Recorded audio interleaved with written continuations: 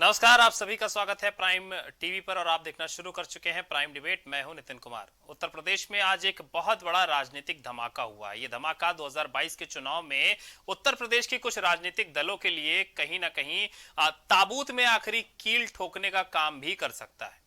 हम बात कर रहे हैं उस रंग की जिस रंग को लेकर उत्तर प्रदेश के दो बड़े नेता लगातार सड़कों पर दिखाई दिए हैं और कभी कभी सत्ता में काबिज होकर जनता के हित की बात करते हुए भी दिखाई दिए हैं। इनमें से वो नेता भी थे जो अपनी सरकारों से नाराज होकर पार्टी को छोड़ करके अपनी पार्टी को मजबूत करने में लग गए और फिर उसके बाद संकल्प ये किया कि हम एक पूरा मोर्चा बना करके उत्तर प्रदेश में 2022 का चुनाव लड़ेंगे। और वो रंग थे पीले कलर के और लाल कलर के, यानी कि हम बात कर रहे हैं सुभाषपा की और अखिलेश यादव यानी समाजवादी पार्टी की। आज ये दोनों एक मंच पर आ गए जहां पर इन दोनों ने एक दूसरे के रंग को अपना लिया। अखिलेश यादव ने पीले रंग का गमछा ओढ़ लिया और सुभाषपा के राष्ट्रीय अध्यक्ष ओम प्रकाश राजभर ने लाल रंग की टोपी अपने माथे पर लगा ली, जिससे यह साफ साबित हो गया कि 2022 की जो चुनाव की ये यात्रा है, अब यहां पर ये यात्रा गठबंधन के तौर पर शुरू होगी और 2022 में ये दोनों एक दूसरे के साथ मिलकर के बीजेपी की समस्याओं को बढ़ाएंगे। सबसे अहम बात यह है कि ये ओम प्रकाश राजभर वो नेता है जो बीते दिनों उत्तर प्रदेश में कैबिनेट मंत्री रहे हैं, लेकिन बीजेपी से इस कदर नाराज हो गए थे कि उन्होंने मंत्री पद से इस्तीफा दे दिया, पार्टी छोड़ दी और उसके बाद अपनी पार्टी को मजबूत करने में लग गए। आरोप कई सारे लगे। बीजेपी के नेता आज भी कहते फिरते हैं कि ओम प्रकाश राजभर चाहते बहुत कुछ थे और जो वो चाहते थे वो पार्टी उन्हें नहीं दे सकती थी क्योंकि वो चीजें सही नहीं थी और इसी वजह से उन्हें पार्टी से बाहर कर दिया गया या फिर वो खुद पार्टी छोड़कर चले गए। लेकिन ओम प्रकाश राजभर का यही हमेशा से कहना रहा है कि वो जिस समाज की लड़ाई लड़ते लड़ते बीजेपी में शामिल हुए थे, विधानसभा पहुंचे थे, वो चाह रहे थे कि उसी समाज का एक बार फिर से उत्तर प्रदेश में भला हो, लेकिन बीजेपी उस समाज को भला करते हुए नहीं देखना चाह रही थी।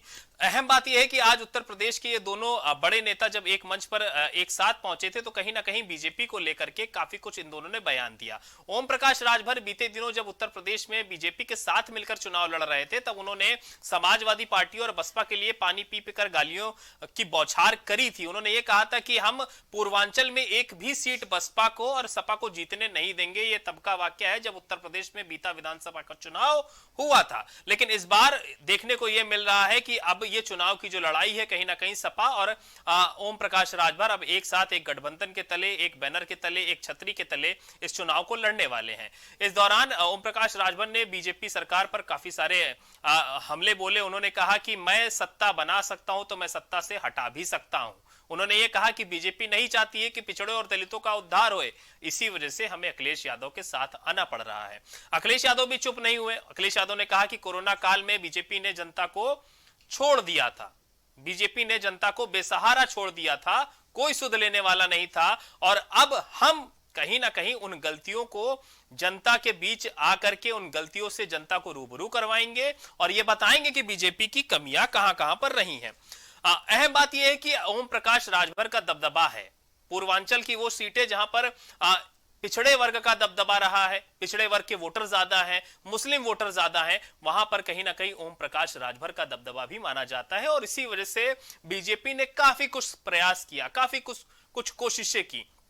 ओम प्रकाश राजभर की मुलाकात अमित शाह से भी हुई और यह अनुमान लगाया जाता रहा कि कहीं ना कहीं एक बार फिर से ओम प्रकाश राजभर बीजेपी के साथ आ सकते हैं। बीते दिनों एक प्रेस कॉन्फ्रेंस के जरिए इस बात का ऐलान भी ओम प्रकाश राजभर ने किया था कि अगर बीजेपी मेरी शर्तों पर मान जाती है तो मैं बीजेपी के साथ चला जाऊंगा। लेकिन एकाएक बातें नहीं बनी और जब बातें नहीं बनी तो ओम प्रकाश राजभर के सामने सिर्फ एक रास्ता बचा था कि वो साइकिल पर सवार होकर समाजवादी पार्टी के कार्यालय पहुंच जाए और ऐसा ही हुआ। वो कार्यालय पहुंचे, अखिलेश यादव से उनकी मुलाकात हुई और उसके बाद अब ये दोनों एक दूसरे के साथ हो लिए हैं। इसके अलावा अगर हम देखें तो कई और बयान जो हैं आज मंचों से दिए गए हैं। ओम प्रकाश राजभर ने कहा कि जैसे बंगाल में खेला हुआ था बीजेपी के साथ, उत्तर प्रदेश में खदेड़ा होगा। इस तरह के बड़े बयान उत्तर प्रदेश में आज मऊ के हल्दर मैदान से दिए गए हैं जहां पर अखिलेश यादव और ओम प्रकाश राजभर एक साथ मौजूद थे। कार्यकर्ताओं का हुजूम था, दोनों ही पार्टियों के कार्यकर्ता वहां पर मौजूद थे। एक दूसरे के रंग को दोनों ने अपना लिया, लेकिन लाल और पीला जब एक हुआ तो बहुत से राजनीतिक दल जो थे वो कहीं ना कहीं उत्तर प्रदेश में नीले पड़ गए। अगर उन बयानों को सुना जाए जो कि इस राजनीतिक कार्यक्रम के ऊपर या फिर राजनीतिक गठजोड़ के ऊपर दिए गए हैं तो उसमें हम सबसे प्रमुख उत्तर प्रदेश के डिप्टी सीएम केशव प्रसाद मौर्य की बात आपको बताना चाहेंगे। आज जब केशव प्रसाद मौर्य से इस पूरे गठबंधन के बारे में पूछा गया तो उन्होंने सिरे से नकार दिया कि ये कुछ नहीं है। उन्होंने कहा कि हम एक बार फिर से 325 से ज्यादा सीटें जीत कर आएंगे, ये रैली कर ले या रैला कर ले, होना कुछ नहीं है। केशव प्रसाद मौर्य ने सिरे से नकार दिया कि ये रैली कर ले या रैला कर ले, होना कुछ नहीं है, आनी फिर से बीजेपी ही है। इसके अलावा बीजेपी के प्रदेश अध्यक्ष स्वतंत्र देव सिंह ने भी बयान दिए हैं। उन्होंने ये कहा है कि ये पार्टियां जात के नाम पर वोट मांगती हैं, ये पार्टियां क्षेत्र के नाम पर वोट मांगती हैं, ये पार्टियां ट्रस्ट हैं, ये ट्रस्ट की तरह काम करती हैं। ये जब चुनाव होता है तभी बाहर निकलती हैं, जब कोरोना काल था तो ये एंजॉय कर रहे थे, ये घूम फिर रहे थे, ये जनता के बीच नहीं आए थे, लेकिन जब कोरोना हट गया तो अब ये ट्रस्ट जनता के बीच आए हुए हैं। तो उत्तर प्रदेश में विधानसभा का जो चुनाव है वो काफी रोमांचक भरा होने वाला है, क्योंकि जो छोटे छोटे दलों की बात हमने बीते दिनों अपनी एक डिबेट में की थी कि छोटे दल उत्तर प्रदेश में काफी कुछ बदलाव ला सकते हैं, अब वो छोटे दल कहीं ना कहीं बड़ी राजनीतिक दलों के साथ आना शुरू हो चुके हैं। एक और अहम बात मैं आपको बताना चाहूंगा, क्योंकि मेरी जो कुछ और नेताओं से बात हुई है, क्योंकि सुनने में आ रहा था कि आज की इस रैली में शिवपाल सिंह यादव भी पहुंच सकते थे, लेकिन वो पहुंचे नहीं है। ओम प्रकाश राजभर की जो मुलाकात शिवपाल सिंह यादव से बीते दिनों उनके आवास पर हुई थी, उसके बाद अनुमान यही लगाया जा रहा था कि शिवपाल सिंह यादव भी इस रैली में पहुंच सकते हैं, लेकिन वो पहुंचे नहीं।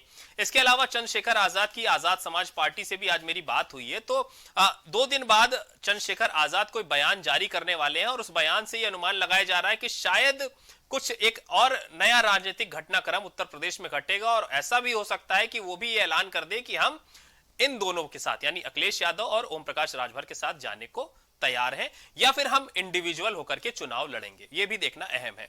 इसके अलावा रघुराज प्रताप सिंह की जो लगातार रथ यात्रा जो यात्रा उनकी चल रही है, कल मथुरा तक वो पहुंचे हुए हैं, गाजियाबाद पहुंच रहे हैं, उन्होंने भी ऐलान किया है कि हम 100 सीटों पर उत्तर प्रदेश में चुनाव लड़ेंगे। तो ये उत्तर प्रदेश का जो राजनीतिक घटनाक्रम है अब काफी कुछ क्लियर कर रहा है कि कौन किसके साथ है। लेकिन आज इस मंच से यह साफ साबित हो गया कि ये दोनों रंग जब एक साथ मिलेंगे तो कहीं ना कहीं उत्तर प्रदेश में जो बीजेपी है उसको काफी नुकसान, काफी डैमेज पहुंचेगा पूर्वांचल की उस बेल्ट में जहां पर ओम प्रकाश राजभर का दबदबा रहा है, या फिर जहां पर पिछड़ा और मुस्लिम वोट बैंक ज्यादा है। तो आज हम इसी मुद्दे पर डिबेट करेंगे, इसी मुद्दे पर चर्चा करेंगे, लेकिन पहले हम आपको बयान सुनवाते हैं जो कि अखिलेश यादव ने मऊ के मैदान से दिए, हल्दर मैदान से दिए, और उसके बाद उत्तर प्रदेश के डिप्टी सीएम केशव प्रसाद मौर्य और प्रदेश अध्यक्ष स्वतंत्र देव सिंह ने उस पर क्या प्रतिक्रिया दी। दोनों बयान सुनिए, उसके बाद हम इस मुद्दे को आगे बढ़ाते हैं। मेडिकल कॉलेजों का उद्घाटन हुआ, बताया कि यहां बिस्तर हो गए, गरीबों के लिए इलाज और दवाई होगी। 9 मेडिकल कॉलेज खोलने का वादा किया, सपने दिखाए, पर्दा लगा करके उद्घाटन कर दिया, लेकिन जब पर्दे के अंदर देखा तो सबके सब मेडिकल कॉलेज खोखले थे। उनके अंदर न डॉक्टर, न दवाई का इंतजाम, न बिस्तर, केवल गरीबों को धोखा देने का काम कर रहे हैं। और अजीब सरकारें हैं, कैसी सरकारें हैं सोचो आप। दिल्ली वाले लखनऊ के लिए झूठ बोल रहे हैं और लखनऊ वाले दिल्ली वालों के लिए झूठ बोल रहे हैं। कैसी सरकार, जिन्होंने गरीब की मदद करनी थी वो गरीब की मदद नहीं कर पाए। जो कारखाने बड़े बड़े थे जिनमें नौकरी और रोजगार मिल जाते हैं, बताओ वो नौकरी वाले कारखाने, रोजगार वाले कारखाने कहां चले गए? बताएं हिसाब किताब कहां है वो कारखाने? यही नौजवान नौकरी और रोजगार ढूंढ रहे हैं। क्या भविष्य है इनका बताओ? नौजवानों सोचो कभी, क्या भविष्य है आपका? क्या हालत कर दी उत्तर प्रदेश की? क्या याद नहीं है आपको जिस समय लॉकडाउन लगा था? लॉकडाउन लगा, याद हो आपको? लोगों को अपने सहारे पे छोड़ दिया, जो जहां था वैसे ही छोड़ दिया, कोई इंतजाम नहीं किया गरीबों का, और गरीबों को छोड़ दिया कि जाओ अपने घर पहुंच जाओ। जो गरीब थे अपना सामान लेकर के, अपनी पोटली लेकर के, जो कुछ कमाया हुआ था सब कुछ लेकर के, कोई महाराष्ट्र से चल दिया, कोई गुजरात से चल दिया, कोई देश के दूसरे हिस्से से था, वो अपने गांव पहुंच गया। लेकिन इस सरकार ने कोई उनकी सुध नहीं ली, कोई मदद नहीं की सरकार की। कोई सरकारी मदद नहीं हुई, न जाने कितनों की नौकरी छूट गई। तमाम हमारे मजदूर चलते चलते जो दूर दूर से आए थे उनकी जान चली गई। कोई सरकार ने मदद नहीं की। जो ज्यादा बोलते थे, जो लोग ज्यादा बोलते थे, वो अपना गिनती नहीं ठीक कर पा रहे हैं। जो ज्यादा बोलते थे, बताओ वो क्या गिनती करेंगे। इसलिए ये आपका भविष्य बनाने का चुनाव है, आपके भविष्य का चुनाव है। जो खोया हुआ सम्मान, उस सम्मान को पाने का चुनाव है। जो आपने सम्मान खोया है, उस सम्मान को पाने का चुनाव है। बताओ, एक होकर के सफाया होगा भारतीय जनता पार्टी का? नहीं होगा। अभी धान खड़ा है, क्या धान की कीमत आपको दुगनी मिल जाएगी, आय दोगुनी हो जाएगी? कोई ऐसा है यहां पर जिसके खेत ना हो? क्या नौजवानों, आपके खेत नहीं है क्या? एक तो नौकरी नहीं, रोजगार नहीं, हो जो खेती बाड़ी है वो भी मुनाफे की नहीं बची। बताओ, जुताई महंगी हो गई, बुवाई महंगी हो गई, बीज महंगा हो गया, डीजल महंगा हो गया, खाद की बोरी से चोरी हो गई, पेस्टिसाइड महंगा हो गया। बताओ, लागत बढ़ गई कि नहीं बढ़ गई? आपकी लागत बढ़ती चली जा रही है। आय दोगुनी नहीं हुई, लेकिन महंगाई दोगुनी हो गई, आकलन कर लो आप। और जब किसान अपना हक मांगने को निकले तो किसानों के ऊपर जीप चढ़ा दी। बताइए, जीप चढ़ा दी किसानों के ऊपर, उन टायरों से किसानों को कुचल दिया। कहीं दुनिया में ऐसा होता हो तो बता दो। कोई रैली करे चाहे कोई रैला करे, लेकिन अब भाजपा आ रही है, 300 से ज्यादा सीटें जीत करके आ रही है। जैसे ये लोग 2014, 17, 19 में आ रहे थे, वैसे 22 में भी आ रहे हैं, लेकिन चुनाव परिणाम आने के बाद आज लोग कहते हैं मोदी के देश से आ रहे हैं। क्या नेता का मतलब परिवर्तन? अब क्षेत्रीय पार्टियां बनाकर, ट्रस्ट बनाकर आप क्या करना चाहते हैं? जातिवाद के ऊपर से उठकर सोचेंगे नहीं और राष्ट्रवाद का विचार नहीं करेंगे। कोरोना महामारी में भी आप मजाक उड़ाते हैं और बाकी ये मस्ती करते हैं और देश मरे चाहे भाड़ में जाए, आप कुछ सोचते नहीं है। कैसे देश चलेगा? जब देश के ऊपर संकट आता है तो देश के गौरव अटल बिहारी वाजपेयी ने पार्टी का विलय कर दिया था जनता पार्टी में, जयप्रकाश जी के नेतृत्व में। इस समय संकट की घड़ी थी और कांग्रेस, सपा, बसपा वाले मजाक कर रहे थे सड़कों पर। आदरणीय मोदी जी का, योगी जी का, भारतीय जनता पार्टी का। तो आपने देखा, ये वो बयान थे जो अखिलेश यादव ने मंच से दिए और उसके बाद बीजेपी की तरफ से जो प्रतिक्रियाएं आई। आज हम इसी मुद्दे पर चर्चा करेंगे कि आखिर ये जो गठबंधन हुआ है, ये गठजोड़ कितना लंबा होगा, बीजेपी को इससे कितना नुकसान होगा, और अगर बीजेपी को कुछ नहीं हो रहा है तो जब ये दोनों मिल गए हैं तो ये दोनों बीजेपी पर कितना इफेक्ट डाल सकते हैं। अपने मेहमानों से आपको रूबरू कराएंगे। अश्विनी साई साहब हैं, बीजेपी से हमारे साथ जुड़े हुए हैं। इसके अलावा चंद्रेश कुमार सिंह कांग्रेस से हमारे साथ जुड़े हुए हैं। अतीक खान है सुभाषपा से, और इसके अलावा मिसम जैदी है समाजवादी पार्टी से हमारे साथ जुड़े हुए हैं। आप सभी मेहमानों का बहुत बहुत स्वागत है आज की डिबेट में। सबसे पहले मैं चलूंगा शाही साहब आप ही के पास, क्योंकि मुद्दा बहुत अहम है, और अहम इसलिए है क्योंकि आपके पुराने साथी रहे हैं ओम प्रकाश राजभर।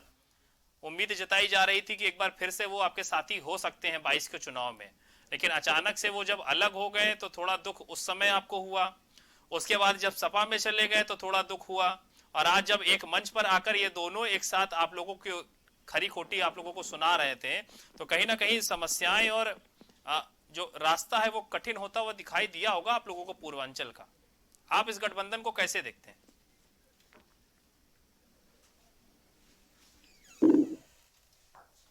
लाल पीला तो बहुत लोग हुए नीला, तो मेरा ये मानना नहीं है। मेरा मानना दूसरा है जी। मेरा मानना ये है कि जब लाल और पीले को मिलाया जाता है तो भगवा रंग बनता है। तो जब मिले लाल पीला तो नया, तभी तो कमल खिलेगा। जब ये दो रंग मिलेंगे तो कमल खिलेगा। अच्छा। इन लोगों का जो वो है मामला, वो भगवा रंग बनता है। आप मिलाकर देख लीजिए कि क्या रंग बनता है इन दोनों मिलने से। दूसरी बात पे मैं आना चाहूंगा कि नुकसान और फायदे की बात, और अभी आपने अपने ओपनिंग रिमार्क में कहा राजभर जी के कि क्या क्या योजना है, वो सबके पास गए, दरवाजे दरवाजे पर वो गए। अब वो कटोरा लेकर गए या अपनी सलाह लेकर गए, क्या लेकर गए मुझे नहीं पता, लेकिन हर जगह उनको एक तरह से नकारा गया। भारतीय जनता पार्टी ने तो उनको पहले ही बर्खास्त किया था अपने मंत्रिमंडल से, उनको निकाला गया था उनकी आदत की वजह से, जो उनकी खराब आदतें थी, ब्लैकमेलिंग की जो आदत थी। अच्छा, अब मैं उनको ये कहना चाहूंगा कि उत्तर प्रदेश में दो बुआ बबुआ की जोड़ी बनी और दो लड़कों की जोड़ी बनी। इन दोनों ने अपना भाग्य आजमाया। उसमें एक सबसे बढ़िया पहलू जो रहा कि उस समय जब बुआ बबुआ की जोड़ी बनी तो दोनों लगभग 20-20, 22-22% के वोट के पार्टनर थे, शेयर होल्डर थे। उत्तर प्रदेश में इतना वोट था उनका। इन दोनों ने सोचा कि अगर हम दोनों लोग मिल जाते हैं तो हम लोग भारतीय जनता पार्टी को हरा सकते हैं। लेकिन फिर भी भारतीय जनता पार्टी को ये लोग नहीं हरा पाए दोनों चुनाव में। उसका 17 और 19 दोनों में आपने देखा उदाहरण की कैसे है, किसको कितना सीट मिला। उसी तरीके से राजभर जी का कोई जनाधार नहीं। आज देखिए उन्होंने अपने समाज को किस तरीके से मंच से गाली दिया। अच्छा, आज क्या बोला उन्होंने? उन्होंने कहा भारतीय जनता पार्टी के 2 महीने में खर्च करती है उतने के हमारे राजभर भाई दारू पी जाते हैं। अच्छा, ये क्या हुआ? ये समाज के लोगों को जाति पर पार्टी बनाया आपने और उन्हीं को आप शर्मिंदगी फील करा रहे हैं। अच्छा, इस तरीके की बात कर रहे हैं राजभर जी। अच्छा। तो यही उनका वो है। और आज मैंने एक ट्वीट किया है, उसको भी नितिन जी गौर कीजिएगा, जो किस तरीके से समाजवादी पार्टी के लिए कह रहे थे कि इन लोगों को हराइए और जो नहीं हराएगा, जो इनको वोट देगा, उसमें क्या क्या उन्होंने बोला है। आपको क्या लगता है क्या डील हुई होगी, क्या मांगा होगा और क्या मांग मानी गई होगी कि हाँ ठीक है सरकार आएगी तो ये कर दिया जाएगा, जो आप लोग नहीं पूरा कर पाए थे? देखिए डील, अब इनकी क्या अंदरूनी डील हुई है, डील तो कुछ हुई होगी। अच्छा, कि हमको मंत्री बनाइएगा, उप मुख्यमंत्री, क्योंकि अपने एक इन्होंने भागीदारी संकल्प मोर्चा बनाया, कई लोगों को जोड़ा। आज उन सभी दलों को धोखा देकर ये किनारे हो गए। तो कितने बड़े ये डीलिंग वाले हैं, तो डील तो किया होगा इन्होंने। अब क्या अच्छा। डील किया है ये अब अखिलेश जी जाने और वो जाने। अच्छा, तो उप मुख्यमंत्री और क्या 4 सीट इनको जो मिली, भारतीय जनता पार्टी का सहयोग नहीं होता तो ये अपनी सीट भी हार जाते। नितिन जी ये कह रहे मैं हैं ये खदेड़ कहना देंगे आप चाहूंगा। लोगों को। तो आप देखिए 4 सीट इनके पास है। मैं कह तो रहा हूं कि आज भारतीय जनता पार्टी के पास 300 से ऊपर सीट है। ये खदेड़ने की बात कहां करते हैं? अपनी सीट ये जीत जाए तो बहुत मुश्किल है। अच्छा, अभी आने दीजिए चुनाव, उसके बाद अपने आप पता चलेगा। जनता का आशीर्वाद हमको सबका साथ, सबका विकास और सबका विश्वास के साथ मिलेगा। और एक बड़ा शानदार चीज आज हुआ है नितिन जी। अखिलेश जी हमेशा अपने कामों का ढिढोरा पीटते।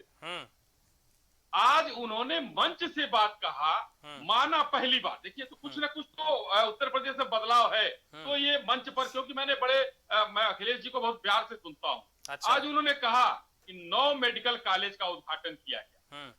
उन्होंने एक बार भी नहीं कहा कि मेरे बनाए हुए मेडिकल कॉलेज का उद्घाटन किया इन्होंने, एक बार भी नहीं कहा। उन्होंने ये कहा कि उसको पर्दे से ढक दिया गया था, वहां न डॉक्टर है, न बेड है, न कुछ है, पर्दा हटा तो सब खाली था, लेकिन 9 मेडिकल कॉलेज का उद्घाटन।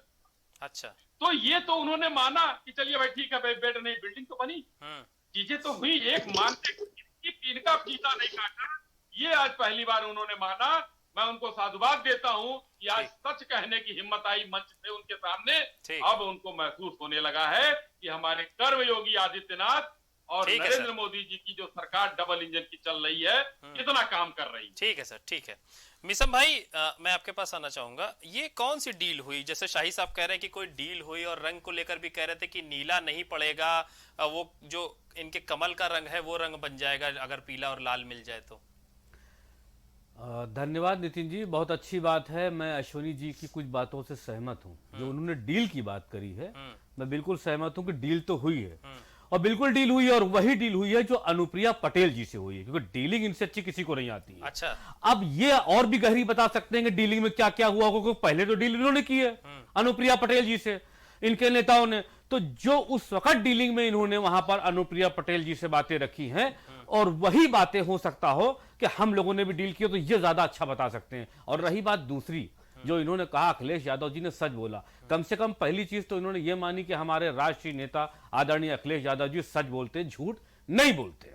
यह बात इन्होंने, कोई झूठ भी बोलता है नहीं नहीं, इन्होंने ये कमाल हो गया। उत्तर प्रदेश में जो पार्टी आई है भारतीय जनता पार्टी, वो झूठ पर ही आई है। अच्छा। और अभी एक बात मैं आपकी ये पूरी करके कंप्लीट करके फिर मैं बताता हूं। अभी वो जो उन्होंने बहन जी वाला अभी जो उदाहरण दिया है कि बबुआ वाला, उस पर भी मैं अभी आता हूं। पहले अब आप ये सुनिए कि इन्होंने ये माना कि राष्ट्रीय अध्यक्ष जी हमारे जो हैं वो सच बोलते हैं। वेरी गुड, हम इनकी बात का स्वागत करते हैं।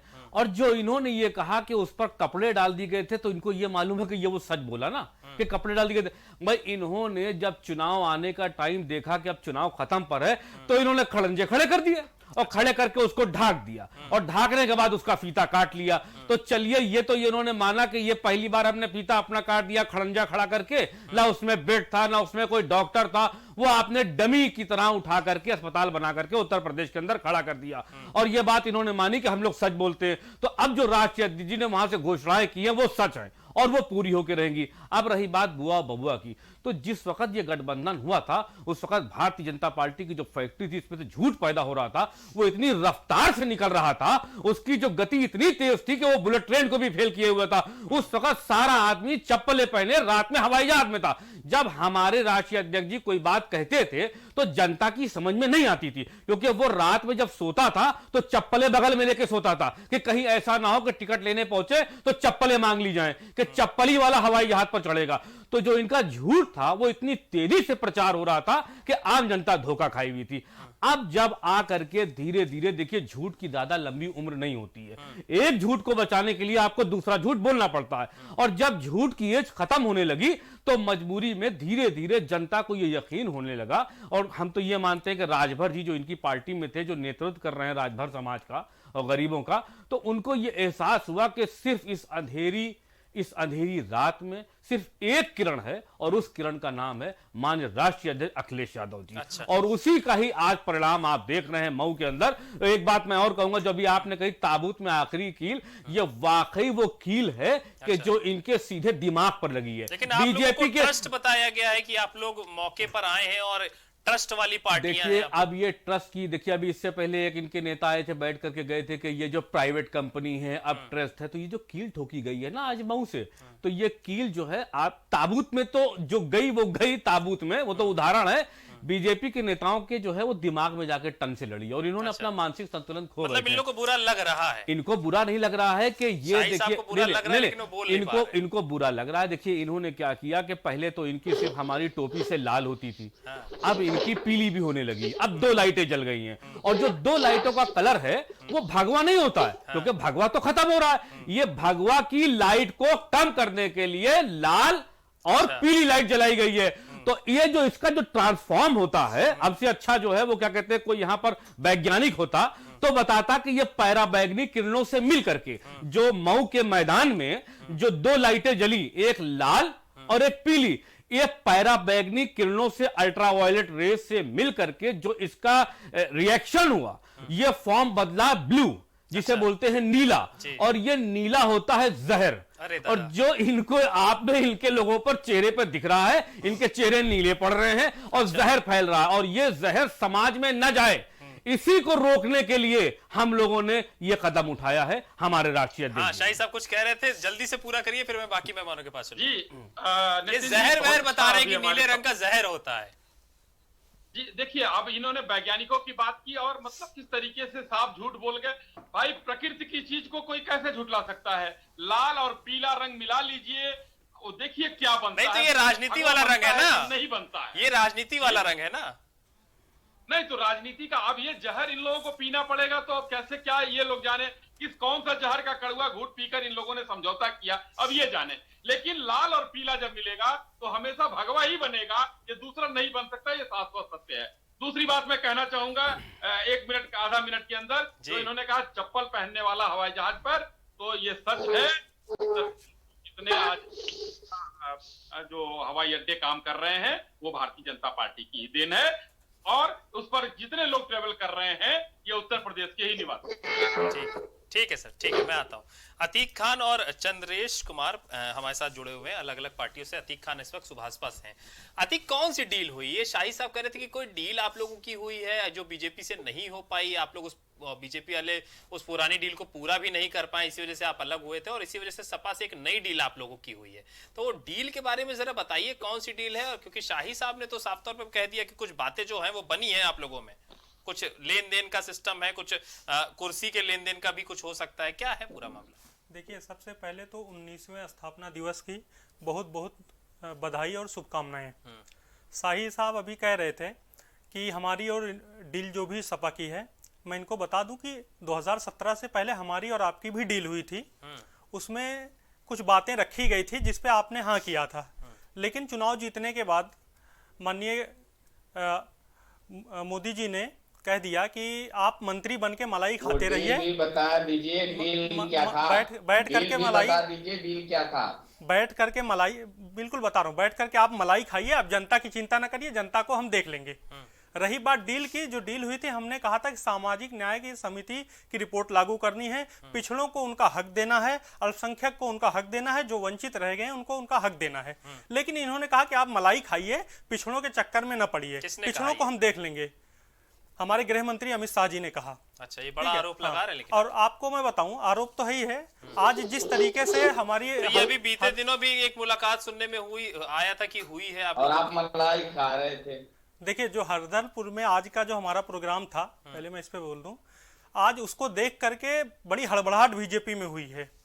और इस हड़बड़ाहट की वजह से इनके जो बड़े बड़े मंत्री हैं तरह तरह के बयान दे रहे हैं। और जिस तरीके से ये बयान दे रहे हैं, इससे पता चल गया है कि 2022 में अब इनको जाना है। मेरी एक सलाह है इनके मंत्रियों को कि अगर आपको बयान देना ही है तो जो मोदी जी ने कहा था कि 100 दिन में रोजगार देंगे, अच्छे दिन आएंगे, 2 करोड़ लोगों को हर साल रोजगार देंगे, तो मैं आपसे पूछना चाहता हूं, आप इसकी तैयारी कर लीजिए, जनता के बीच में जाकर के बताइए कि कैसे लोगों को रोजगार देंगे। और आज हमारा देश 103वें नंबर पे पहुंचा है भुखमरी में। इसका जवाब आप जनता को दीजिए, हमारे जवाब के चक्कर में न पड़े।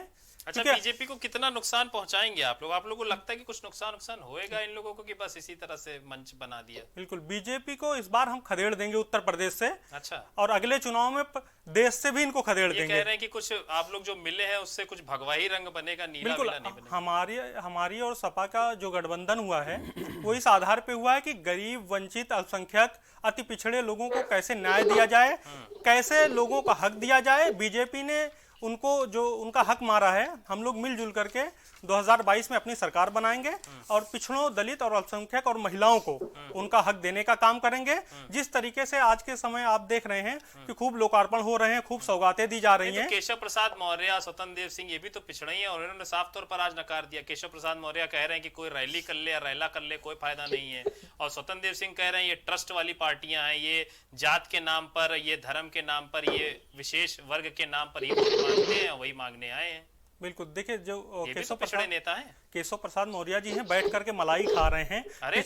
पिछड़ों का, सिर्फ पिछड़ों के नाम पर अपनी कुर्सी बचाए रखे हैं। पिछड़ा जान चुका है कि ये लोग सिर्फ हमारा इस्तेमाल करते हैं और कुछ नहीं करते हैं। अच्छा। लेकिन जो इनके लोकार्पण हो रहे हैं जनता को का ध्यान भटकाने के लिए, तो मैं बताऊं कि जब लॉकडाउन लगा था तब कहाँ थे? जब वेंटिलेटर नहीं थे, जब दवाएं नहीं थी, जब लोग ऑक्सीजन से मर रहे थे, तब तो आपने लोकार्पण नहीं किया। अब 2022 का चुनाव आ रहा है, हमारे प्रधानमंत्री जी भी आ रहे हैं उत्तर प्रदेश में और मुख्यमंत्री भी खूब लोकार्पण कर रहे हैं। ठीक है, ठीक है। हम चलेंगे चंद्रेश कुमार सिंह के पास, जो कि कांग्रेस से हैं। चंद्रेश, ये कुछ मलाई वलाई की बात पे आप कुछ कह रहे थे कि आप बैठ के मलाई खा रहे थे। डोरे तो आपने भी बहुत डाले थे ओम प्रकाश राजभर पे, लेकिन बात नहीं बनी तो आप नाराजगी दिखा रहे हैं। आप भी नीले हो गए क्या? पहली बात तो आपने जो आरोप लगाया, बिल्कुल बेबुनियाद आरोप लगाया। आज से 6 महीना पहले ही प्रियंका गांधी जी ने पब्लिक मंच से डिक्लेयर कर दिया था कि उत्तर प्रदेश में कांग्रेस पार्टी किसी से गठबंधन नहीं करने जा रही है। 403 सीटों पर हम मजबूती के साथ चुनाव लड़ेंगे। और ये फैसला कांग्रेस के कार्यकर्ताओं का फैसला है। कांग्रेस के कार्यकर्ताओं ने ये निर्णय लिया है। अच्छा। पहली बात। दूसरी बात, देखिए, अभी राजनीतिक मौसम है, बरसात राजनीतिक हो रही है, इसमें बहुत लोग बाहर आएंगे, इधर जाएंगे उधर जाएंगे।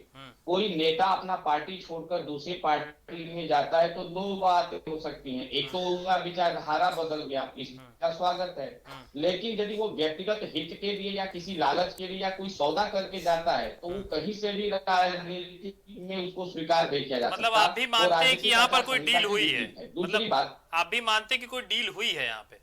सुनिए, बात तो पूरी होने दीजिए। देखिए, बात पूरी होने दीजिए, मैं कहना क्या चाह रहा हूँ। दूसरी बात जो सबसे महत्वपूर्ण है, दो राजनीतिक दल गठबंधन करते हैं तो उसके पीछे एक कारण होता है कि उनके बीच कुछ मुद्दों को लेकर एक साझा कार्यक्रम बना होगा। दूसरी बात कि लोग अपने राजनीतिक अस्तित्व को बचाने के लिए या भविष्य में कोई सौदा करने की नियत से भी गठबंधन करते हैं, जिसकी हम निंदा करते हैं।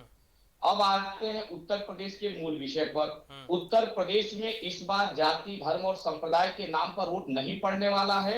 उत्तर प्रदेश में सिर्फ और सिर्फ विकास के मुद्दे पर वोट पड़ेगा। उत्तर प्रदेश में महंगाई के विरुद्ध वोट पड़ेगा। उत्तर प्रदेश में भ्रष्टाचार के विरुद्ध वोट पड़ेगा। उत्तर प्रदेश में अपराध के विरुद्ध वोट पड़ेगा। उत्तर प्रदेश में हाथरस की बेटी को न्याय दिलाने के लिए वोट पड़ेगा। ये सब वोट किसे पड़ेगा? उत्तर प्रदेश में लखीमपुर के किसानों को न्याय दिलाने के लिए वोट पड़ेगा।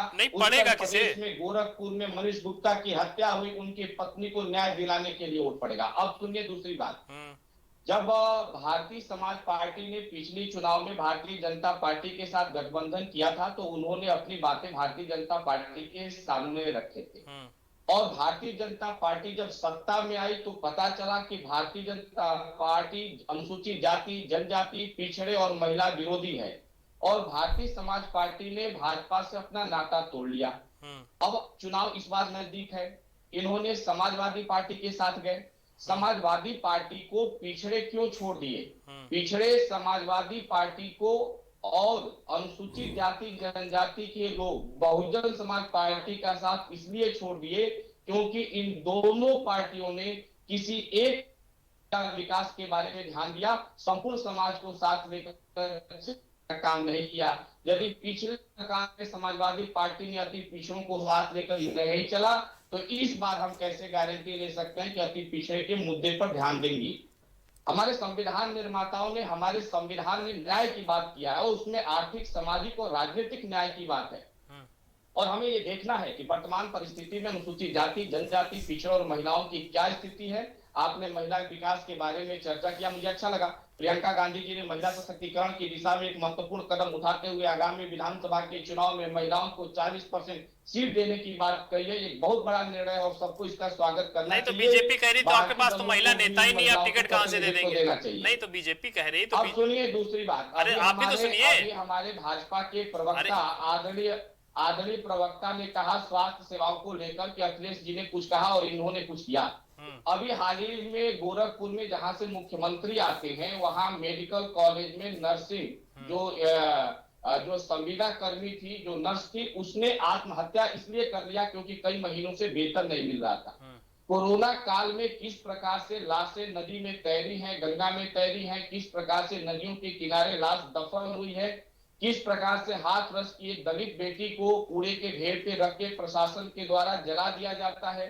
ये वो तमाम बातें हैं जिसको उत्तर प्रदेश की जनता भूलने वाली नहीं है। और इस बार उत्तर प्रदेश की जनता जाति, धर्म और संप्रदाय से ऊपर उठकर विकास के नाम पर, सुशासन के नाम पर, न्याय के नाम पर वोट करेगी। और इस बार भारतीय जनता पार्टी को नेस्तनाबूद करते हुए कांग्रेस पार्टी बहुमत के साथ सरकार बनाएगी। और जितने उत्तर प्रदेश में माफिया, गुंडे और राजनीतिक अराजकता फैलाने वाले लोग हैं, सरकार की पहली बैठक में उन्हें जेल में भेजने का काम भी कांग्रेस पार्टी करेगी। ठीक है, हो गया। शाही साहब, कांग्रेस के इन दावों से आप कितना सहमत हैं? ये कह रहे हैं कि इस बार जाति धर्म के नाम पर वोट नहीं पड़ेगा, विकास के मुद्दे पर वोट पड़ेगा। ये कह रहे हैं कि महिलाओं को हमने जो 40% टिकट देने की बात कही है वो कहीं ना कहीं बहुत ज्यादा तुरुप का इक्का साबित होने वाला है। हालांकि आप लोग कह रहे हैं कि इनके पास महिला नेतृत्व ही नहीं है, महिला कार्यकर्ता नहीं है, टिकट किसको देंगे, ये भी एक सवाल है। और उसके बाद जिस तरह से और बाकी के आरोप आप लोगों के ऊपर लगे हैं, कोविड को लेकर के, गोरखपुर की मामले को लेकर के, आप इन बातों से कितना सहमत है? और इसके अलावा समाजवादी पार्टी और अतीक जो भी बैठे हैं सुभाषपा से, इनकी बातें भी आपने सुनी होंगी, इन बातों से आप कितना सहमत है और क्या जवाब है? नितिन जी देखिए, मैं कांग्रेस से ही शुरू करता हूं। कांग्रेस ने जो आरोप लगाए हैं, और मैं कहना चाहता हूं अपने मित्र से कि 40% का मतलब होता है 160 सीटें जी। 160 महिला कैंडिडेट, और आपके अपने चुनाव को देख लीजिए, 89 में आपके कितनी 200 कुछ सीटें थी और अब आपकी 7 सीटें हैं। पिछले बार आपको 41 कैंडिडेट मिले थे पूरे प्रदेश में चुनाव लड़ाने के लिए, सिर्फ और सिर्फ 41 कैंडिडेट। उस पर भी सपा तंज कर रही थी कि इनको ज्यादा दे दिया। उस पर भी आप 41 से जो है आप कितना आप बढ़ जाएंगे, आपको 400 कैंडिडेट मिलने में बहुत परेशानी होगी। ये बहुत ही स्पष्ट बात है, क्योंकि कांग्रेस आज एक डूबता हुआ जहाज है, जिसमें अभी इन्होंने कहा इनकी राजनीति कहाँ है नितिन जी। अभी मैं बार बार कहता हूं इस चीज को कि चन्नी जी आए और वो क्या नाम है भूपेश बघेल जी आए, दोनों लोगों ने यहाँ पर किसानों को जो मृतक किसान थे उनको दिया, कंपनसेशन दिया, अच्छी बात है, उसका स्वागत करना चाहिए। मगर एक तरन तारण में एक सिख किसान था जो सिंघू बॉर्डर पर काट दिया गया, उसके यहाँ जाकर 5 रुपया भी नहीं दिया उन्होंने, और दलित ही मुख्यमंत्री है चन्नी जी पंजाब के, और वो तरन तारण का युवक था। दूसरी बात, बघेल साहब थे वहां छत्तीसगढ़ से आए। आप सिंधु बॉर्डर पर जाकर उस किसान के संबंध में चिंता क्यों नहीं व्यक्त किए? उत्तर प्रदेश में जब भाजपा का जुल्म अपने चरम पर था, सड़क से लेकर संसद तक कांग्रेस पार्टी ने आंदोलन किया। आपने हाथरस की बेटी को पूरे एक एक करके बोलिए प्लीज चंद्रेश, अभी आ रहा हूं मैं आपके पास, एक एक करके बोलिए, ऐसे आवाज नहीं आएगी, एक एक करके बोलिए आप लोग। हाँ शाही साहब। नितिन जी, अब मैं आता हूं मुख्य मुद्दे पर, जो अखिलेश जी ने आज मुद्दे उठाए, उस मुद्दे पर आपने बहस रखा है। अखिलेश जी ने एक मुद्दा उठाया बेरोजगारी का। उत्तर प्रदेश में बहुत बेरोजगारी है, ये है, अच्छा है, मतलब हमने तो 4.5 लाख, कई बार चर्चा आपसे हुई है, 4.5 लाख सरकारी नौकरी दिया, एमएसएमई में हम लोगों ने 2 करोड़ जो है रोजगार दिए, और 2.5 से 3 लाख लगभग जो है हमने नौकरी संविदा की दी, तो 6.5 लाख का आंकड़ा 6,65,000 का हम देते हैं। मगर अखिलेश जी की सरकार में अगर इतनी ही जो है सब जगह नौकरी बट रही थी, सब कुछ था, तो ये बेरोजगारी भत्ता क्यों बांट रहे थे? नहीं अभी नहीं शाही साहब, मीसम जी से मेरी बात हो रही थी, तो वो कह रहे थे कि इनके जो मोहल्ले के लड़के हैं उन्होंने नया रोजगार ढूंढा है। वो कहते हैं कि वो शाम को पेट्रोल खरीदते हैं और सवेरे उस पेट्रोल को बेच देते हैं, तो 10-20 पैसे का जो इजाफा है वो फायदा उनको हो जाता है। चलिए, अच्छी बात है कि जो लोग अपना इस पेट्रोल और डीजल में ही रहेंगे, तो मैं पेट्रोल डीजल पर एक लाइन बोल के इसको, क्योंकि पेट्रोल डीजल का मुद्दा नहीं है, देश में जब भी लाभकारी योजनाएं चलेंगी, देश को मजबूत किया जाएगा, रखते रहेंगे, और इसको आप कम नहीं कर सकते हैं। मैं अभी खुल के कह रहा हूं, इसमें कोई गुरेज नहीं है। दूसरी चीज आना चाहता हूं आज के मुद्दे पर, कि इन्होंने बेरोजगारी की बात की, बेरोजगारी भत्ता क्यों बांट रहे थे? बहुत रोजगार इन्होंने अगर दिया था तो। दूसरा, ये आए सिलेंडर की बात किया इन्होंने। आज उज्ज्वला योजना में जो घर घर सिलेंडर पहुंचा है, उससे माताएं बहनें कितनी लाभान्वित है, किस तरीके से काम कर रही है। एमएसएमई में अभी बोला कि हमने 2 करोड़ रोजगार दिया, जो हमारे 40 लाख प्रवासी आए थे भाई हमारे, आज वो बाहर उत्तर प्रदेश का मजदूर इक्का जा रहा है, ऐसा नहीं है कि कुछ परसेंटेज जा रहे हैं, लेकिन जाने का नाम नहीं ले रहा है, क्योंकि उनको ओडीओपी में जो हमने एमएसएमई के सेक्टर में हमने ले आए उसको, और उसमें जो रोजगार दिए उससे वो बाहर जाने का नाम नहीं ले रहा है, और वो अपना सिलेंडर भी भरा रहा है, उस लायक है वो। हमने शौचालय बनवाए, तो शौचालय में अब अखिलेश जी को कुछ नहीं मिला, तो पानी कहाँ है उसमें? अरे भाई, सबके घरों में नल था पहले, आपने क्या किया था? जो 4 बार सरकार का आप दावा करते हैं, तो नल भी नहीं लगवाया आपने। ये हमने शौचालय बनवाया। ठीक है, जवाब ले ले बाकी जो बहने, मुझे समय दिया जाए। हाँ शाही साहब, शाही साहब, मुझे समय दिया जाए। बाकियों से मिलने जवाब ले ले शाही साहब। हाँ चंद्रेश, अपनी बात जल्दी से खत्म करिए। एक प्रश्न का मैं बहुत बारीकी से जवाब देना चाहूंगा। समय कम है तो थोड़ा जल्दी बोलिएगा। के प्रवक्ता को लगता है कि विषय वस्तु का इनको ज्ञान नहीं है। इस समय जीडीपी ग्रोथ रेट आपका नीचे जा रहा है और इन्फ्लेशन रेट पीक पर है। यह आर्थिक गणित के हिसाब से आपका जो है आर्थिक मंदी का संकेत दे रहा है। दूसरी सबसे बड़ी बात है कि आतंकवाद के मुद्दे पर आप लगातार कहते थे अच्छा तालिबान बुरा तालिबान। प्रधानमंत्री चुप कर आतंकी संगठन तालिबान से मिलकर भारत के मूल्यों को बदनाम करने की कोशिश कर रहे हैं, भारत विरोधी गतिविधि में शामिल है। आपने कश्मीर में लगातार वहां पे हिंदू मारे जा रहे हैं और वहां की गतिरोध को आप शांत नहीं कर पा रहे हैं। भारत में पूरे कोरोना काल में 90% परिवारों की आय में करीब कमी आई है। पिछले एक महीने में 14 लाख लोग बेरोजगार हुए हैं, करोड़ों लोग बेरोजगार हुए हैं, कई कंपनियां बंद हो गई। जब जीडीपी आपका नीचे जाता है, इसका मतलब कि बेरोजगारी देश में बढ़ रहा है। आप गिना रहे हैं कि आपने रोजगार दिया। हाँ, मनरेगा ने आपको कुछ संतुलित किया, तो आप सोचिए, मनरेगा लेकर कांग्रेस आई थी और कांग्रेस की महत्वाकांक्षी योजना थी जिसने गांव से भीख मांगने की परंपरा खत्म कर दिया और अनुसूचित जाति, जनजाति, दलित और पिछड़ों को गांव में गरिमा और सम्मान की जिंदगी देने का काम किया। आपने कितने नए हॉस्पिटल बनवाए, जो पुराने हॉस्पिटल थे उस पर मेडिकल कॉलेज का बोर्ड लगाकर उद्घाटन कर दिया। ना उसमें वेंटिलेटर है, ना उसमें ऑक्सीजन की व्यवस्था, ना दवा की व्यवस्था, ना डॉक्टर की व्यवस्था। और एक मेडिकल कर्मी हॉस्पिटल में कर्मचारी पैसा समय से न मिलने के कारण, वेतन न मिलने के कारण आत्महत्या कर लेती है। आपके निकम्मेपन का इससे बड़ा उदाहरण नहीं दिया जा सकता। लखीमपुर में क्या हुआ, हाथरस में क्या हुआ, गोरखपुर में क्या हुआ। आप मुद्दों की बात करिए, विषय वस्तु का आपको ज्ञान नहीं है तो पढ़कर आया करिए। लेकिन इस तरह से झूठे आंकड़े देकर देश की जनता को गुमराह करने की नापाक कोशिश भारतीय जनता पार्टी के द्वारा जो लगातार की जा रही है, उसकी हम निंदा करते हैं। ठीक है, हो गया। कांग्रेस के पढ़े लिखे सर, आ रहा हूँ शाही साहब, आ रहा हूँ, बाकियों का जवाब ले ले, फिर उसके बाद आपके पास आ रहे हैं। हाँ, मिसम भाई कुछ कह रहे थे आप। मैं ये कह रहा था साहब, अश्वनी जी को, भाजपा के जो प्रवक्ता हैं, वो तमाम भारतीय जनता पार्टी को शौचालय पे इतना घमंड है। अगर यही घमंड देश की बेरोजगारी पर, देश की महंगाई पर, देश की रक्षा पर, देश के गरीब और किसानों पर होता तो आज हमारा देश कहाँ होता। ये घूम फिर करके इतना घमंड मैंने नहीं देखा कि वाकई साहब क्या शौचालय बना दिए इन्होंने। इसके लिए तो इनको विदेश से हो सकता हो कि वहां से कोई अवार्ड स्पेशल दिया जाए कि साहब आपका शौचालय बन गए।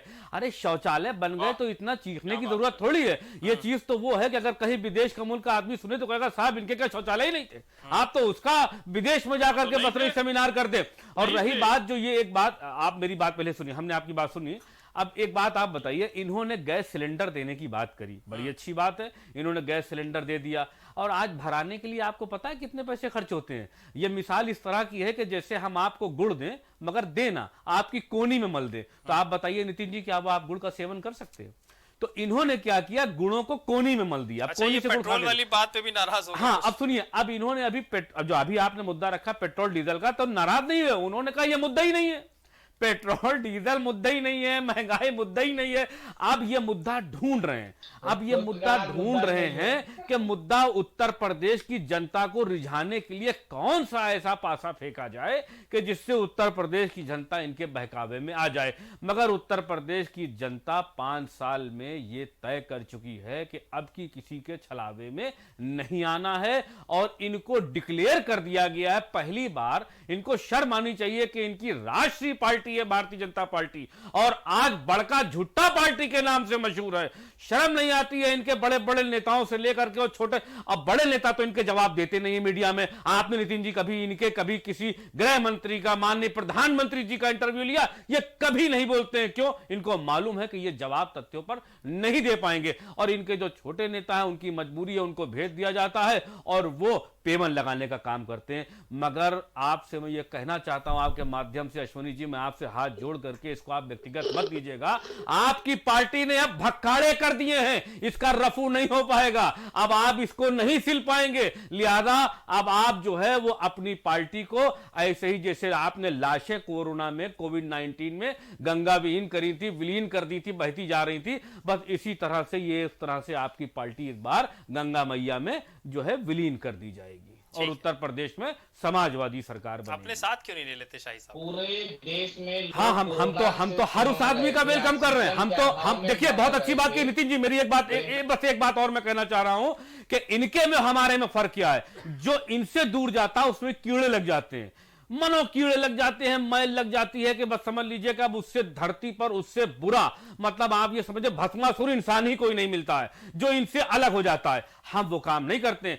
हम हर उस इंसान को लेकर के अपने पास आते हैं जो गरीबों की आवाज उठाने का काम करता है, जो मजलूमों का साथ देता है और जो पूंजीपतियों का साथ नहीं देता है, व्यापारियों का साथ नहीं देता है। और आपने एक बात कही, यह भी बहुत अच्छी बात कही, आज अश्वनी जी जो है वो सारी बातें जो है मुझे लगता है अखिलेश जी का इन्होंने पूरा भाषण सुना, उससे ये प्रभावित हो गए हैं और बहुत जल्द ये कोई फैसला लेंगे। अभी इन्होंने कहा कि समाजवादी पार्टी जो है वो रोजगार भत्ता देती है, बहुत अच्छी बात की। हमने उत्तर प्रदेश में हमेशा देने का काम किया है, तो लेने और बेचने का काम नहीं किया। कांग्रेस के बारे में तो कुछ बोल दीजिए। वो कह रही कि बीती सरकारों ने अगर पिछड़े और दलितों के लिए कुछ किया होता तो शायद इतना कुछ अब ना करना पड़ता। मैं कांग्रेस के प्रवक्ता से सिर्फ इतना कहना चाहता हूं कि जो अभी उन्होंने कहा कि अगर उन्होंने कोई अच्छा काम किया होता तो उनसे छोटी जातियां निकल करके न जाती, और जिससे थे हमारी सरकार 2014 में नहीं बनी। अभी इन्होंने ये बात कही, बिल्कुल अच्छा कहा आपने। एक बात आप बताइए, झूठ की सीमा होती है।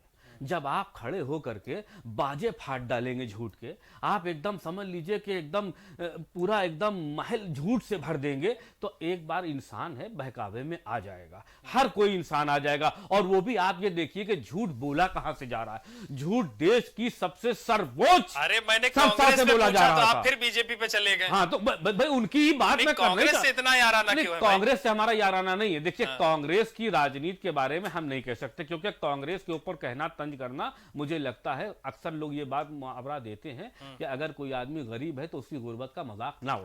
और कांग्रेस के पास जमीनी हकीकत क्या है कि जब उनको लगा कि पुरुष प्रधान कुछ नहीं मिला तो उन्होंने महिलाओं की तरफ जाल फेंका है, उनको आकर्षित किया है।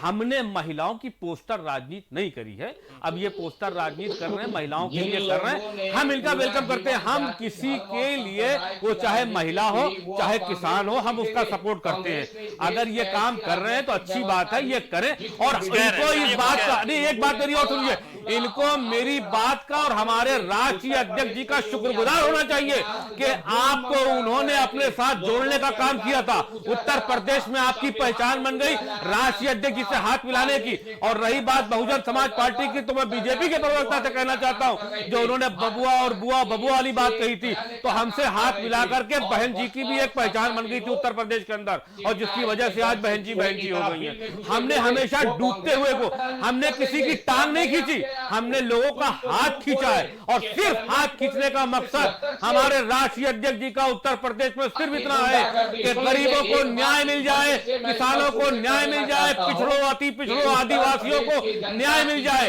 हम राजशाही नहीं करना चाहते हैं, हम देश के अंदर, हम देश के और प्रदेश के बारे में सोचने का कार्य करते हैं। लिहाजा हम किसी हर एक का हाथ पकड़ देते। अब अगर वो आदमी जो डूब रहा हो और उसका कोई किनारा नहीं मिलता, उसका मझधार समाजवादी पार्टी है। और जब समाजवादी पार्टी अपनी नैया पर अपने बैठाती है और फिर अगर वो आदमी छेद करके चला जाए तो उसमें समाजवादियों की गलती नहीं है, उसमें उस आदमी के चरित्र का सवाल है जो आदमी आपके छेद करके नैया में जा रहा है। हमने हमेशा डूबते हुए को बचाया है, ये हमारा, और इस पे हम फख्र से कह सकते हैं कि हमने कांग्रेस को भी डूबती नैया से निकाला और बहुजन समाज पार्टी को भी निकाला। और आज राजभर जी का भी हाथ इसीलिए थामा है कि वो सिर्फ गरीबों, मजलूमों, वंचितों की आवाज उठाने का काम कर रहे हैं। लिहाजा हमारे लिए उनका स्वागत। राजभर जी को तो नहीं निकाल देंगे ना आगे? नहीं, बिल्कुल नहीं निकाल देंगे, सवाल ही नहीं उठता। राजभर जी ने खुद अपने आप उस सत्ता पर लात मार दिया था,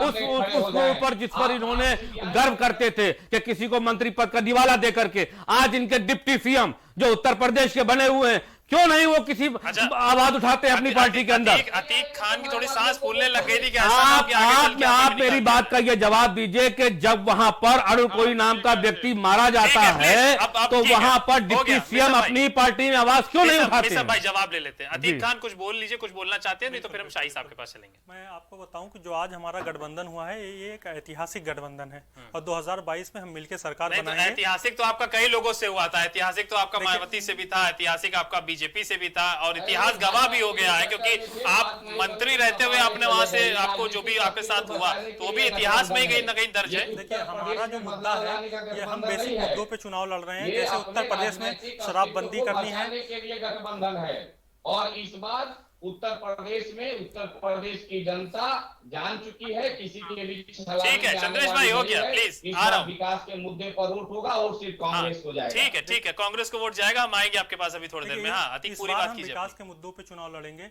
जैसे उत्तर प्रदेश में बिजली माफी किसानों की करनी है, स्नातकोत्तर तक हम फ्री शिक्षा देंगे, शराबबंदी उत्तर प्रदेश में हम करेंगे, और महिलाओं को न्याय देंगे, 50% शराबबंदी भी करेंगे। बिल्कुल शराबबंदी करेंगे। शाही साहब शराबबंदी करेंगे क्या ओम प्रकाश राजभर? कहाँ मिलेगा इनको? और आवाज नहीं आई आपकी। इनकी बिरादरी का वोट कहाँ मिलेगा फिर? शराबबंदी कर देंगे तो बिल्कुल शराबबंदी हम करेंगे। बस देखिए नितिन जी, यही बात इनका अहंकार इनको खाया जा रहा है, यही अहंकार खाया जा रहा है। ये चाहते हैं कि ना कोई शिक्षा हो, दलित समाज पढ़े ना, क्योंकि पढ़ेगा अपना हक मांगेगा।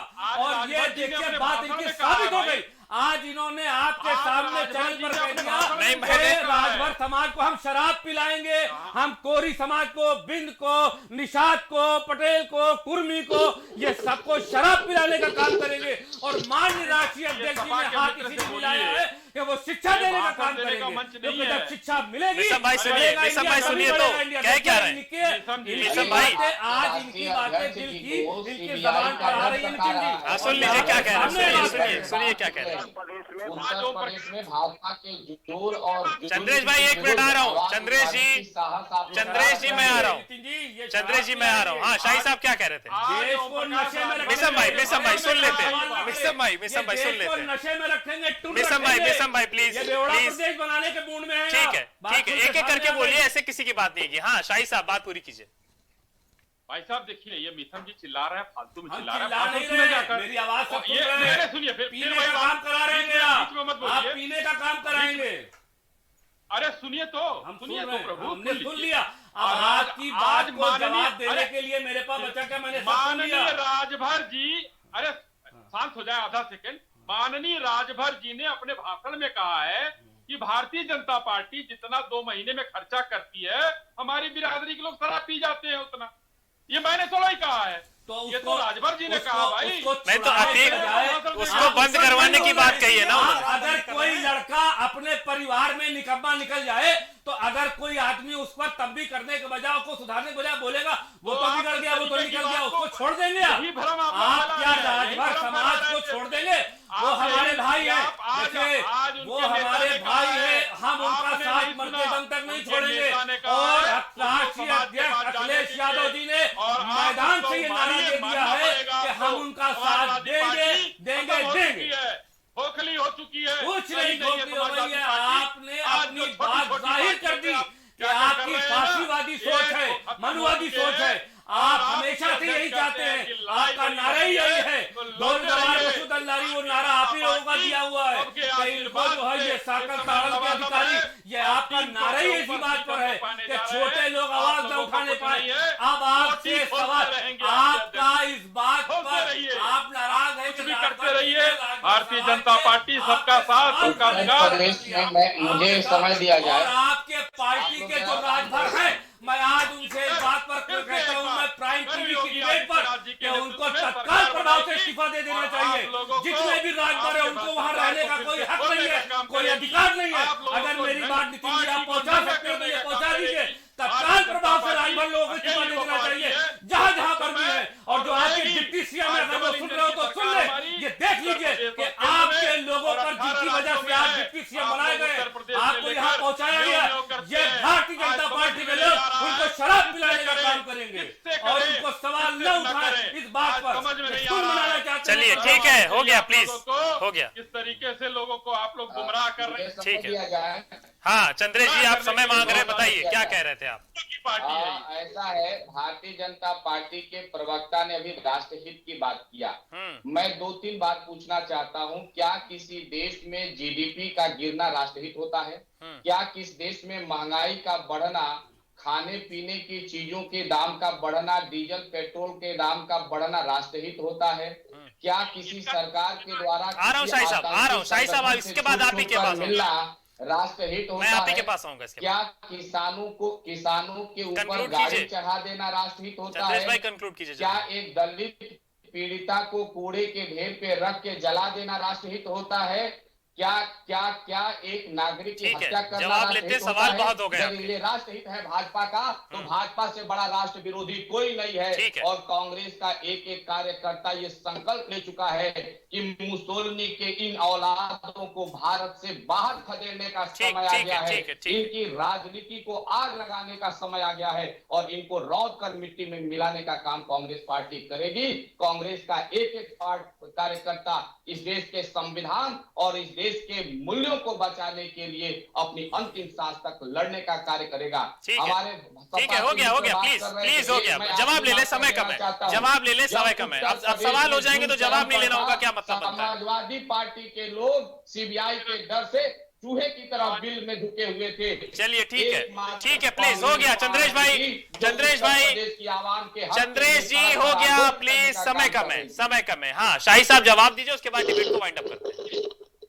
तुरंत मैं जवाब देता हूं। मैं कांग्रेस के पढ़े लिखे प्रवक्ता से ये कहना चाहता हूं कि आपके यहाँ बहुत भारी अर्थशास्त्री मनमोहन सिंह जी हुआ करते थे और पी चिदम्बरम जी हुआ करते थे, दो अर्थशास्त्रियों के समय। मनमोहन सिंह जी की सरकार में आपको अपने देश का सोना क्यों बेचना पड़ता है? हमारे समय में 110 रुपया बैरल तेल था। उस देश में हम 60 रुपया 70 रुपया डीजल पेट्रोल देते थे। आपके समय में 54 रुपया बैरल तेल हो गया, आपके 110 रुपया डीजल पेट्रोल। शाही जी ये आपकी नीति है। चंद्रेश भाई, जीरो रिजर्व इनके पास हुआ करता था, जीरो रिजर्व इनके पास हुआ करता था। इसी कांग्रेस की नीतियों के कारण देश आज गर्त में चला गया है, जिसको उठाने में समय लग रहा है। और ये लोग सोचते हैं मनाइए, कांग्रेस ने कुछ बनाया, वरना बेच क्या रहे होते आप। चलिए, धन्यवाद आप सभी का इस डिबेट में जुड़ने के लिए, इस मुद्दे पर चर्चा करने के लिए आप सभी का बहुत बहुत धन्यवाद।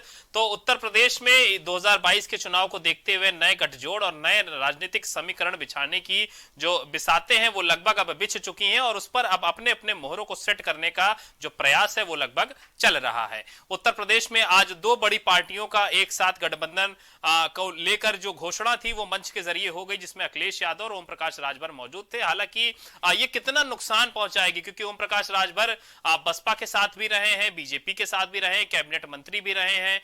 कुछ कारणवश वो पार्टी से, बीजेपी से अलग हो गए थे और उसके बाद से ही उन्होंने संकल्प ले लिया था कि जो बीजेपी को हराएगा हम उसके साथ हो लेंगे, और आज वो सपा के साथ हो लिए हैं। तो अब देखना ये होगा कि जहां जहां पर ये राजभर वोट बैंक मजबूत है, जहां जहां पर पिछड़ा वोट बैंक मजबूत है, क्या वहां पर बीजेपी की सेंधमारी ये राजभर, ओम प्रकाश राजभर और अखिलेश यादव मिलकर कर पाएंगे या नहीं। आज की डिबेट में इतना ही, हमें दीजिए नमस्ते।